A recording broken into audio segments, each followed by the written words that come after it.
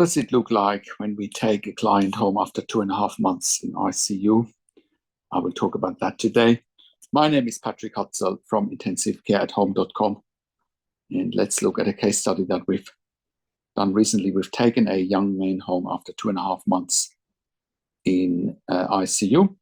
Initially, he was in ICU for aspiration pneumonia. He was on and off intubation, was ventilated, and had difficulties getting off the ventilator, quite frankly. He's got a neuromuscular disease as an underlying condition.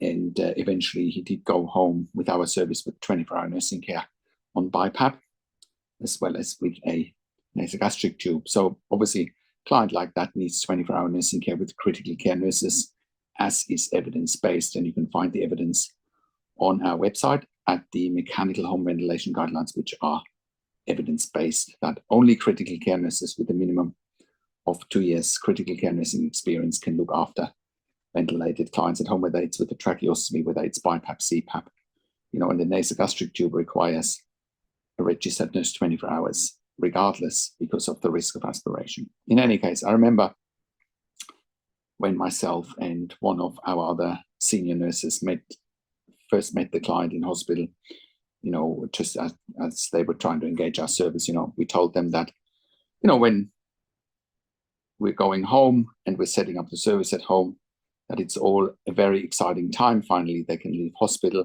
But then as time goes on, that normal issues come up, and the issues are usually around staff selection. I want to make this very transparent here so that you are, if you're interested in our service, that you're well aware of what's going to come. And the reason we know that this is happening is we've made so many transitions from hospital to home, right, from ICU to home, that we know what it looks like from a client's perspective. We know what it looks like from our perspective. When we first go home, everyone's excited, and we're starting a new roster, and we're getting staff there, very highly competent and very excited staff to start with a new client, help the client and the family to finally leave ICU and go home, after months and sometimes years in ICU, right? We're finally taking them home. But what we also know is that, number one, we need around 10 staff for a 24-hour roster, 10 to 12 staff to keep a 24-hour roster stable, to manage annual leave, sick time, unexpected emergencies that inevitably come up as we're dealing with humans, right? So to keep a roster stable so we can manage last-minute shortfalls, And what we do know from our long experience, we've been in business since 2012 now, is that over time, the clients have their preferences of staff, after a few weeks, sometimes a few months, sometimes even 6 months, sometimes even 12 months, it's a case of, we really like these staff and those staff are our preference, but we don't like these staff so much and not the right fit for our home care environment. And it's nothing personal. It's just, we are working in people's homes, and finding the right fit for our clients' homes is incredibly important. It's incredibly important for the clients, of course, because it's their home. It's not like a hospital ICU where, today a nurse goes in bed 5 and tomorrow they're going into bed 7 and the next day they're going in bed 12. Who cares? It's much more fluid in a hospital, but at home, because our service is tailor-made, that's why finding the right staff for the right clients is one of our biggest challenges. And I admit to that openly, and it is our problem to solve that challenge, to find the right staff for the right clients that are the right fit. And like I said, what happens after a few weeks, sometimes a few months, those challenges inevitably come up and say, look, these staff we really like and we would like them to do more shifts. And these staff, they're not the right fit for our home. It doesn't mean they're not skilled. It just means they're not the right personality fit for our home. And then we often send them to other clients where they are the right fit. It's just a reality of home care. And, this video is also as much for critical care nurses that want to work for us. That is what you are signing up for working for us. You need to adapt yourself into the right fit for the right environments. That is one of our expectations. And we help you with that, of course, because we've seen it over and over and over again, what that looks like from a client's perspective. And at the end of the day, we need to work in our client's home. So what that also brings with it often is, like I said, when a client first goes home, everyone's excited and, we got to set up the environment correctly. We've got to get the right staff there. But then as time goes on, as I said, as clients develop their preference for staff and maybe have a lesser preference for other staff, that can also get very stressful at times. And then it's a case of, staying calm and clients talking to us and us talking to staff so that we can get the mix right for a 24-hour roster in a home care environment, making sure the clients are comfortable, making sure our staff are comfortable. It goes both ways, of course, that clients and staff are comfortable so that we can get the best outcomes for clients, which is maximizing their quality of life at home and staying at home predictably, because the last thing that our clients want is after months and sometimes even years in hospitals and in ICU to go back, because a lot of our clients and their families, unfortunately, are traumatized from all their months and years in hospital and in ICU.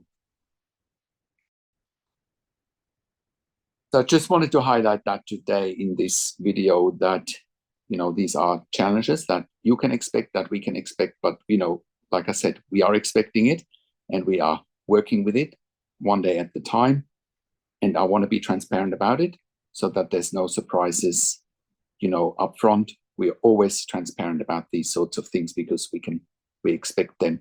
We know that we get staff to clients, but we never said that we would get the right team there from day one. The right team will manifest itself over time with the help from clients and also from our wonderful staff. And if other providers are potentially promising you that they have the right team for you from day one, think twice. I think they're just promising you too much. And it's just a case of having seen it and having done it before and working with it and making the necessary adjustments. That's what it is. So thank you for watching. With intensive care at home, we are currently sending our ICU and critical care nurses into the home 24 hours a day. Therefore, we are providing a genuine alternative to a long-term stay in intensive care for ventilation, tracheostomy, home BiPAP, home CPAP without tracheostomy, tracheostomy care without ventilation, home TPN, home IV potassium and home IV magnesium infusions, IV fluids and IV antibiotics. We're also providing ventilation weaning at home. We're also providing central line management, peak line management, Hickman's line management, as well as port management at home. We're also providing nasogastric tube and PEG tube management at home, as well as palliative care services at home. We're also providing cough assist machines and management for our clients for airway clearance at home. We're also sending our critical care nurses into the home for emergency department bypass services. We have done so successfully as part of the Western Sydney Local Area Health District, their In Touch program, saving approximately $2,000 per patient that we keep at home instead of them going to an emergency department. And keep in mind, we're not only keeping the ED bed empty, we're also keeping ambulances empty. So once again, it's a win-win situation altogether. This also means that we are in a position to cut the cost of an ICU bed by around 50%. The intensive care bed costs between $5,000 to $6,000 per bed day. Our services cost between $2,500 to $3,000 per bed day. And we're freeing up the most sought after bed in a hospital, which is the ICU bed. But most importantly, we are improving the quality of life for patients and their families, which is a win-win situation for all stakeholders. Of course, quality of life at home is much improved when clients are surrounded by families and by the right staff, just as I highlighted today in this video. Now, with intensive care at home, we are currently operating all around Australia, in all major capital cities, as well as in all regional and rural areas. We are an NDIS-approved service provider all around Australia, TAC and WorkSafe in Victoria, ICARE in New South Wales, NIISQ in Queensland, as well as the Department of Veteran Affairs, DVA, all around Australia. Our clients and we as a provider have also received funding through public hospitals, private health funds, as well as departments of health. We are currently the only service provider in Australia that has achieved third-party accreditation for intensive care at home nursing in 2025. We have been achieving this level of accreditation since 2012. No other service provider has achieved this high level of accreditation in the community and has created more intellectual property for intensive care at home nursing than we have. This puts us in a position to employ hundreds of years of critical care nursing experience combined in the community. No other service provider in 2025 employs a higher skill level in the community than we do, which enables us to look after the highest acuity adults and children in the community in Australia safely. If you're at home already and you're watching this, or if you're stuck in an ICU, or if you're going to hospital and ED all the time and you realize that you don't have the right level of support, I'll give you another real-world example today. One of our first clients when we first got started in 2012 was a client who was at home initially on a ventilator with a tracheostomy with a support worker model 24/7. Of course, support workers are dangerous and negligent when it comes to ventilation and tracheostomy. They're simply not equipped to look after these clients. So having support workers looking after a client at home on a ventilator with a tracheostomy is like flying the airplane with the cabin crew instead of the pilot, because anyone on a ventilator with a tracheostomy is at very high risk of medical emergencies 24/7, or even at high risk of dying if they don't have a team of critical care nurses looking after them 24/7. This is actually evidence-based, and it's documented in our mechanical home ventilation guidelines that you can find on our website at intensivecareathome.com. Think about it. In an intensive care unit in a hospital, you wouldn't have support workers looking after a critical care patient on a ventilator with a tracheostomy. So why would anyone in their right mind would do that in a home care environment in the community? So this client found out about us eventually, and the ICU that he went back to all the time also found out about us and eventually reached out to us. We were proving our concept with this client very fast. When we worked with the client, we sent him intensive care nurses 24 hours a day, and he never ever went back into ICU ever again. And we were proving our concept there very fast. And we were saving the funding body 50% of the cost of the care for this particular client. We can do the same for you if you're not safe at home, which includes the advocacy for funding that goes along with it. We have always successfully advocated for our clients. Otherwise, we would not be in business. The same is applicable for those who are stuck in an ICU long term, similar to our case study today, or if you're going back to ED all the time and so what you're looking for. Reach out to us. We'll make it happen for you as well. We can take you through the right steps, including NDIs or other funding bodies and the advocacy that needs to go along with it, which is also why we are providing level 2 and level 3 NDI support coordination. We have a team of NDI support coordinators, and they have a wealth of knowledge. I've done an interview with Amanda Riches, one of our NDI support coordinators, and I'll put a link to an interview with Amanda in the written version of this blog. We're also providing TAC case management and WorkSafe case management in Victoria. And if you're an NDI support coordinator or a case manager from another organization watching this and you're looking for nursing care for your participants, please reach out to us as well. If you're looking for funding for nursing care for your participants and you don't know how to go about it and what evidence to provide, I encourage you to reach out to us as well. We will help you with the right level of funding and with the right level of advocacy. We're also providing NDIS specialist nursing assessments done by critical care nurses with a legal nurse consulting background. And if you are a critical care nurse and you're looking for a career change and you want to join a very progressive, dynamic, high-performing team of critical care nurses in the community, we are employing hundreds of years of critical care nursing experience combined. If you're looking for a career change, we're currently hiring for jobs for critical care nurses in Melbourne, Sydney, Brisbane, in Albury-Wodonga, in Bendigo, in Geelong, and in Warragul in Victoria. If you have worked in critical care nursing for a minimum of 2 years, pediatric ICU, ED, and you have already completed a postgraduate critical care nursing qualification, we will be delighted hearing from you. I have a disclaimer. Because we are offering a tailor-made solution for our clients, which includes regular staff, our clients also do want the same staff coming over and over again because they are very vulnerable and very special, and that's why we need regular staff. So if you're looking for agency work where you can come and go, this will not be the right fit for you.